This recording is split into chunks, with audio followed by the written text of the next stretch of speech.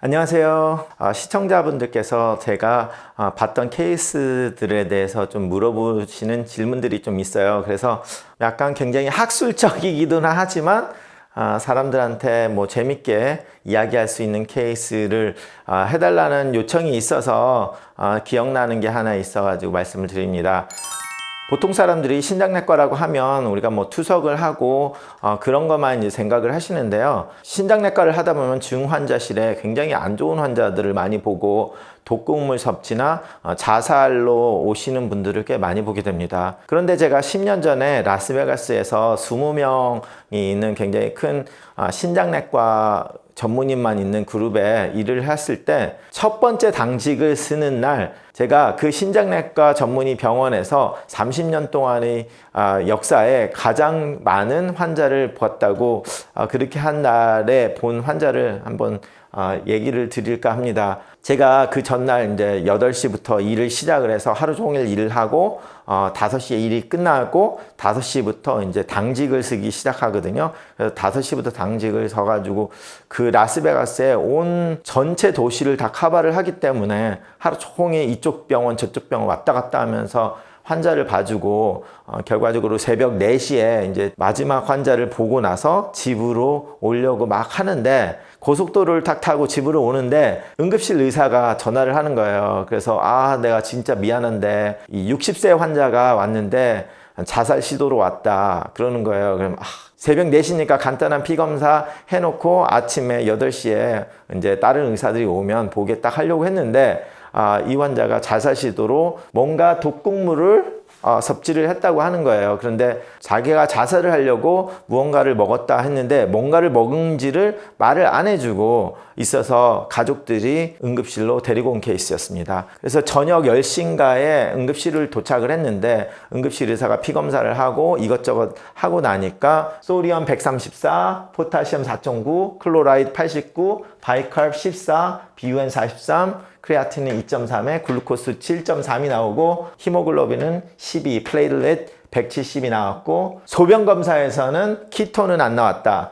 그런데 유린 톡시콜로지라고 해서 어떤 독극물을 먹었는지 검사를 했는데 그거의 결과는 아직 나오지 않았다. 그래서 기다리고 있다. 그래서 ABG를 했냐고 하니까 ABG에서는 pH 7.2 그리고 PCO2가 37이 나오고 PO2 83, 바이카르보넷 14가 나왔다. 그렇게 말을 하는 거예요. 그러면 지금 갈 게니까 기다리고 있고 투석 준비해달라고 이제 딱 가고 소변에 유린 오스몰라리티를 검사해달라고 해서 이제 거기에 제가 도착했을 때는 328이 나왔어요. 자, 여기까지 피검사가 딱 나오면 제가 집으로 안 가고 응급실로 다시 가서 그 환자를 바로 봐줘야 되는 이유가 이렇게 피검사가 나왔을 때는 이 사람은 대부분 엔티프리즈라고 하는 우리가 자동차에 얼지 말라고 물하고 섞는 그 부동액인가 뭐 그런 걸 넣잖아요. 그거를 마신 거예요. 그걸 마시면 피검사가 이렇게 나와요. 그래서 오늘 거기에 대해서 말씀을 해드리겠습니다. 지금부터 말하는 거는 약간 의대생도 조금 어려울 수는 있는데 내과 전문의 선생님들도 한번 보시고 의사들이 어떻게 생각을 하는지에 대해서 말씀을 해드리기 위해서 이 케이스를 좀 한번 설명을 해드리려고 합니다. 구독해 주시고 좋아요 눌러주시면 감사하겠습니다. 피검사에서 이게 제일 중요해요. 크레아티닌은 신장이 지금 망가져 있다. 신장이 예전에는 정상이었는데 지금 신장이 망가져 있고 그리고 굉장히 피가 산성화되어 있다는 게 굉장히 제일 중요한 거예요. 그래가지고 우리가 이거를 가지고 애나이온 갭이라는 걸 구하거든요. 자, 그래서 애나이온 갭을 134 마이너스 89 플러스 14를 하면 134 마이너스 103 그러면 이게 31. 애나이온 갭이 31이 나오고 있습니다. 그러면은 이거를 우리가 high 애나이온 갭 metabolic acidosis라고 하는데요. 자, 여기까지 산성화가 됐다는 걸 알고 그 다음에 이제 우리가 pH를 보면 7.2 PCO2가 3 그러니까 이산화탄소가 37 산소가 83이 나와서 바이캅이 14이 나왔는데 우리가 여기서 이 사람이 호흡을 하는 거를 37이면 정상이라고 그냥 아무 생각 안 하시는 의사 선생님께서는 생각할 수도 있는데 굉장히 위험한 겁니다. 왜냐하면 이렇게 피가 산성이면 우리가 호흡을 막 해가지고 그 산을 이산화탄소로 만들어가지고 뿜어내야 돼요. 그렇기 때문에 이게 굉장히 많이 내려가야 되거든요. 근데 정상 수치가 40인데 37까지 내려왔으니까 좀 내려왔네 그렇게 생각할 수 있지만 이게 더 내려와야 돼요. 그래서 그거를 어떻게 우리가 계산을 하냐면 윈터스 포뮬러라고 해서 1.5 곱하기 바이카르보넷 플러스 8 플러스 마이너스 2 그래서 1.5 곱하기 14를 한 다음에 플러스 8 플러스 마이너스 2 그러면은 21 플러스 8 플러스 마이너스 2 그러다 보니 그러면 29에 플러스 마이너스 2가 나오는데 29 플러스 마이너스 2라면 이 수치가 29 플러스 마이너스 2로 돼야 된다는 거죠. 그러면 지금 PCO2가 이게 이제 PCO2라고 하는데 PCO2 이게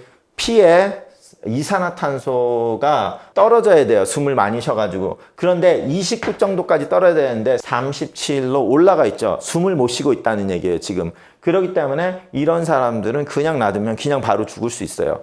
이 숫자만 가지고 하면 뭐 괜찮네 이러는데 이 괜찮네 하고 가만히 있다가는 이 환자는 그냥 죽습니다. 그렇기 때문에 바로 이런 환자는 인투베이션 해가지고 인공호흡기를 껴야 될 수도 있어요. 왜냐? 지금 혈압이 떨어졌죠? 이게 오차가 안 됐다는 거는 지금 레스피레이터리 레이트가 9가 돼가지고 숨을 좀 적게 쉬고 있는데 이렇게 돼 있다는 거죠. 그래서 이게 2.7하고 29가 나왔어야 돼요. 그렇기 때문에 숨을 못 쉬니까 바로 가지 않으면 이 환자는 죽을 수도 있다. 그러면 여기까지 윈터스 포뮬러로 해서 레스피레이터리 애시도시스가 있고 그래서 메타볼릭 애시도시스가 있고 레스피레이터리 애시도시스가 있는데 왜 pH가 7.2 나쁘지 않네 이렇게 생각하거든요. 근데 왜 그렇게 됐냐? 여기에 숨은 게 하나 두 가지 있는데 숨은 게 또 하나가 있어요. 그게 뭐냐면 이제 우리가 델타 갭이라고 해서 델타 애나이온 갭 나누기 델타 바이카르보넷 이거를 계산을 해야 돼요. 그래서 이제 지금 여기서는 애나이온 갭이 31 마이너스 그 애나이온 갭의 정상 수치를 10 정도로 계산을 하고 그리고 이제 바이카르보네트의 정상 수치가 24인데 여기 델타 애나이온 갭은 지금 바이카르보넷 레벨이 14고 원래 이 정상 수치가 24이기 때문에 델타 바이카르보넷은 24 마이너스 10 그래서 21 오버 10 이렇게 되죠. 그래서 21 오버 10 그러면 자 지금 2가 이상이 되고 있잖아요. 그래서 이게 21 이상이 되는데 그럼 결과적으로 이거를 메타볼릭 알칼로시스가 여기에 추가로 돼 있다는 거예요. 그래서 결과적으로 이 사람이 뭔가를 먹어서 하이 애나이온 갭 메타볼릭 아시도시스 그래서 산성화가 됐는데 숨을 못 쉬어서 거기다 더 많은 산성화가 됐죠. 그래서 요거까지만 있었으면 이 pH가 엄청나게 떨어져 있을 거란 말이에요. 그럼 그냥 ABG만 딱 보고 이 사람 인공호흡기 껴야 되겠다고 하는 계산이 나오는데 왜 이게 일로 그렇게 나쁘지 않게 보이냐면 여기에 메타볼릭 알칼로시스가 추가가 돼서 이 산성의 피를 또 하나의 문제가 생겨서 알칼로시스가 된 거예요. 그래서 왜 이게 됐냐? 지금 이 사람이 여러 차례 구토를 했기 때문에 구토를 해서 산성을 러스트 됐으니까 알칼로시스가 됐고 이거를 중화시켰죠. 그래서 결과적으로 ABG는 그렇게 나쁘게 보이지는 않았는데 굉장히 나쁜 지금 상태인데 이 수치만 보고는 별로 안 나쁘다는 거예요. 그래서 이거를 응급실에서 잘못 까딱하면 환자를 죽이는 일이 생길 수도 있습니다. 그래가지고 여기까지 딱 오면 이것 때문에 이게 나쁘지 않다는 거 되게 강조시켜 드려야 되고요. 제가 여기에 유린 오스몰라리라고 했는데 잘못 적어놨어요. 시럼 오스몰라리인데요. 시럼 오스몰라리가 328이 나왔어요. 그러면 우리가 여기서 이제 오스몰라 갭을 구해야 되는데 그러면 이거는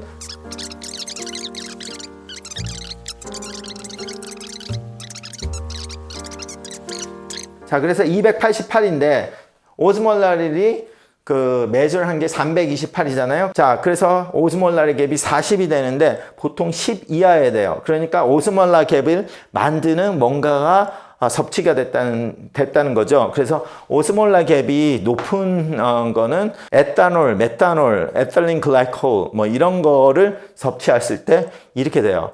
그래서 결과적으로 이 사람은 에틸린 글라이콜을 측정해 달라고 했는데 그거는 시간이 조금 걸리거든요. 이건 그 다음 날인가 나왔는데 에틸린 글라이콜 수치가 130이 나왔었어요. 그래가지고 이 환자가 응급실에서 이렇게 피 검사를 딱 주면 이 사람은 그러면 에틸린 글라이콜, 그게 결과적으로 그 부동액, 자동차에 얼지 말라고 넣는 그 액체, 그걸 먹고 자살하려고 했던 케이스입니다. 결과적으로 정식적인 치료는 포미파졸이라고 하는 약을 주는 계속 IV로 링겔로 주는 건데 그거 하고 좀 안 좋아가지고 투석까지 해서 투석으로 걸러내고 했던 그런 케이스입니다. 구독해 주시고 좋아요 눌러주시면 감사하겠습니다. 뭐 굉장히 오늘 이거는 거의 의대생이나 아니면 내과 전문의, 이제 뭐 신장내과 전문의 강의를 하는 것처럼 좀 길게 했는데요. 제가 이거를 여러분들이 뭐 알아들으라고 하는 것보다 의사들이 환자를 볼 때 이런 식으로 피 검사를 가지고 어떤 계산을 해서 이 사람이 어떤 독극물을 먹었는지 그런 거를 계산을 해서 치료를 하거든요. 그러다 보니까 요즘은 피 검사하고 소변 검사 이런 게 굉장히 많이 하게 되고 그걸로 많은 치료를 하고 있다라는 걸 알려드리고요. 항상 기억에 남는 거는 자살 시도로 오신 분들이 기억에 많이 남아요. 좀 안타까운 일이고 건강했던 사람들 대부분이 잘 살고 계시는 분들인데 뭐 금전적으로도 괜찮을 수도 있고 뭐 다른 거 뭐 특별한 문제가 없으신 분들이 어떤 한 가지 일로 인해서 아니면은 뭐 사업에 문제가 있다거나 아니면은 우울증에 걸려가지고 자살 시도로 오시는 분들 안타까운 일들이 기억에 남는 일들이 있습니다. 그래서 다음 시간에는 젊은 여성이 자살 시도로 온 거에 대해서 한번 이런 식으로 또 풀이 한번 해드릴게요. 좀 어려운 거긴 하지만 제 방송을 보시는 분들이 내과 의사 선생님도 있고 간호사들도 있고 NP나 PA 선생님들도 있어서 약간 좀 아카데믹하게 말씀을 드리는 거를 오늘 강의를 한번 해봤습니다. 감사합니다.